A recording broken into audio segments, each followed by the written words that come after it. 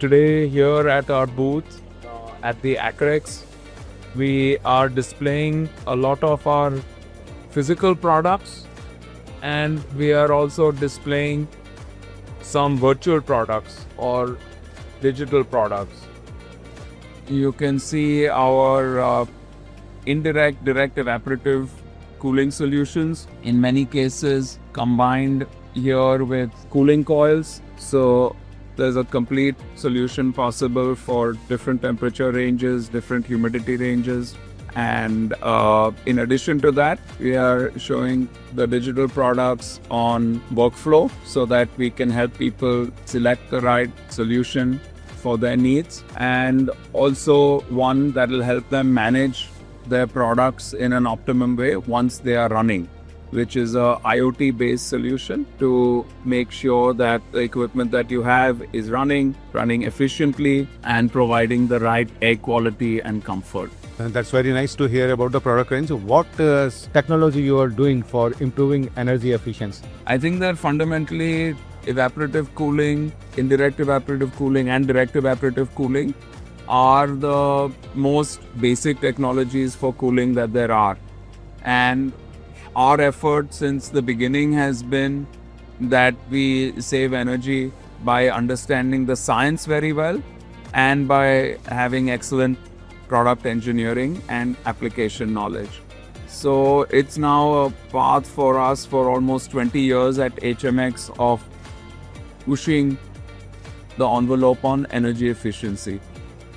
So there's many different things on energy efficiency that one needs to think about. And for us, what we've always tried to look at is system energy efficiency.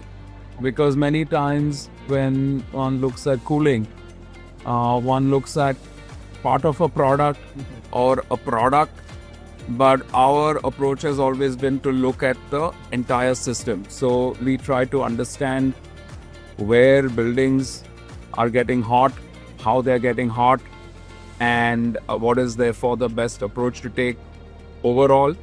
And then after that, try to understand all parts of the system, whether it's the low side or whatever it is, and then provide an optimum solution. So we are not doing everything ourselves, but we're trying to understand the whole system.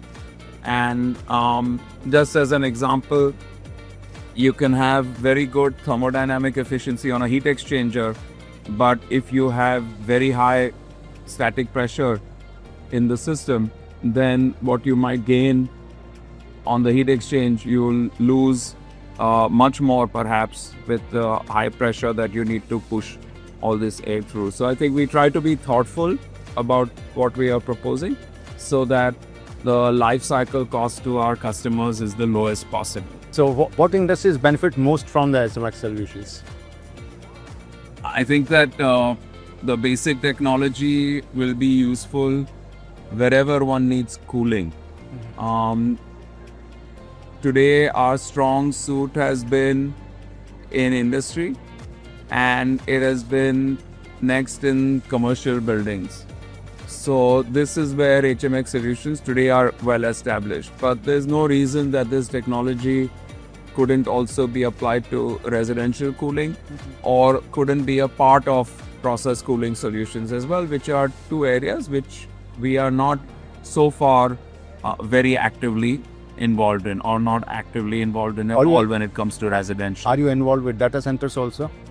So far we have not gone into data centers. Okay, fine. So how you are preparing the manufacturing capabilities or the marketing strategies for your solutions?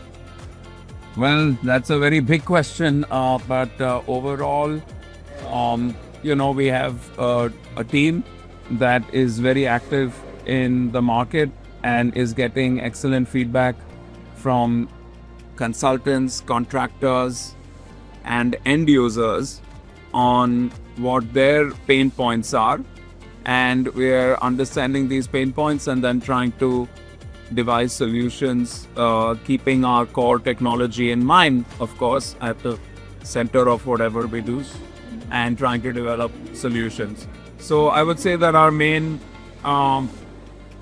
point is to listen to our customers. The main focus for us is to listen to our customers and try to devise solutions that solve according their to their needs, that solves the problems. to address their challenges. Exactly. So, what major trends do you see in the HVACR industry in the coming weeks? Well, I think that we, of course, see a lot of pressure on reduced life cycle costs. People want to have the lowest life cycle cost possible, because we used to think of cooling sometimes as a luxury, but now it's become really a necessity. So as demand for cooling grows, and as we all need more and more cooling in more and more areas of the spaces we are working in, the pressure on us to have good life cycle costs is going to keep increasing. So we have to have lower life cycle costs so that this big increase in cooling demand can be accommodated, both for the pocket of our customers, but also from the environmental point of view, from the Earth's point of view. So, during your entire journey, what lessons have shaped this leadership approach, and what would be your advice to the next generation of engineers? I don't think that I am maybe qualified to answer the second question about what advice I'd give other engineers. I can only share a little bit from my experience. I think that what I would say is that what has shaped us is the fact that we've always believed that we could make a difference, that if we were thoughtful in our approach, we were systematic in our approach, we do research and development, then we can invent in India. So our theme has been really to invent in India, and I think that we've been able to do that with the products that we see around. We've got global recognition, for example, at the Global Cooling Prize competition, or from IFC's Tech Emerge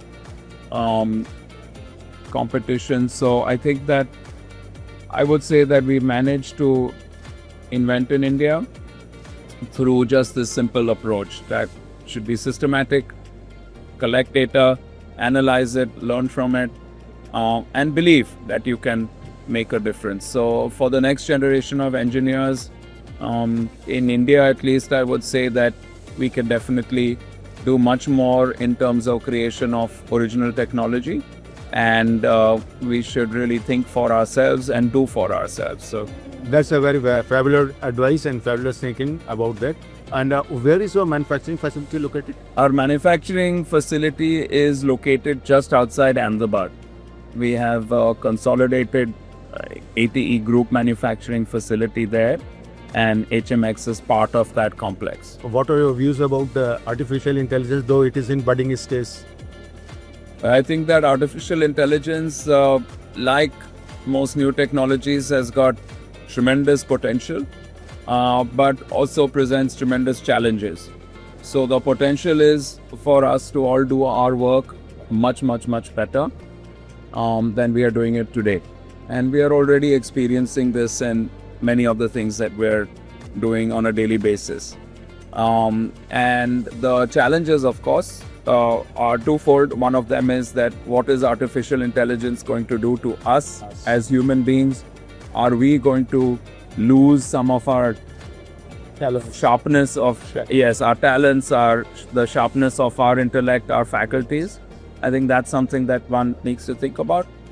And the other thing that we are also seeing today already is that the environmental challenges due to artificial intelligence are going to be gigantic, because though people are becoming more efficient in deploying artificial intelligence technology, the energy and water footprint today is so huge that many companies have abandoned all their climate commitments or have modified the climate commitments that they made in the past. And I think that's very worrisome as well, because the state of the environment globally is not as good or as robust as it should be.